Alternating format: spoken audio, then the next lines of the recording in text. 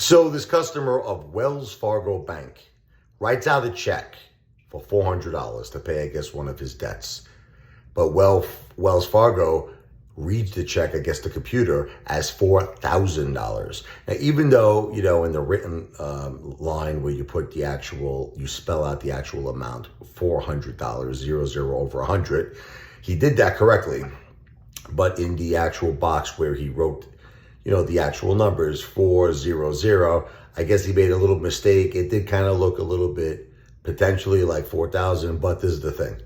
He spelled out $400. So anyway, the bank paid his debt, but paid it times 10. They paid it $4,000. And when he called up freaking out because they put his account into red, literally the guy's like, I'm not rich. This is a lot of money to be $4,000.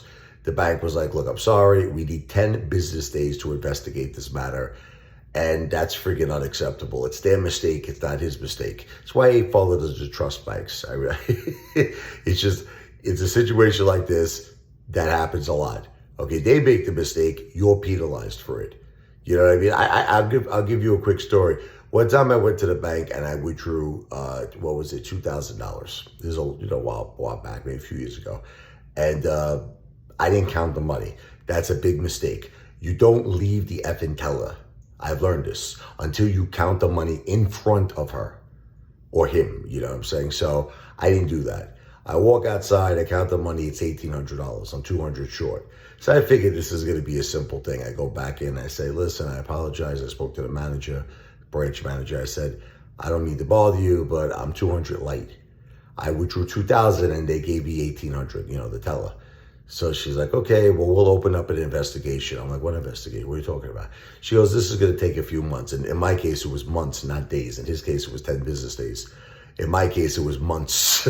and nothing came of it. I'm like, can't you just check your cameras? Sir, that's a corporate matter. We have to get permission from corporate. I'm like, you got to be shitting me. So yeah, I don't really trust banks. Anyway, because of all the news coverage it got, the guy got his money back in 4 business days. So good for him, thank God. Video's not financial advice. I'm not a financial planner. But I am the greatest entertainer who's ever lived on planet Earth and the entire universe, the one, the only Apefather in the house, baby. Wow!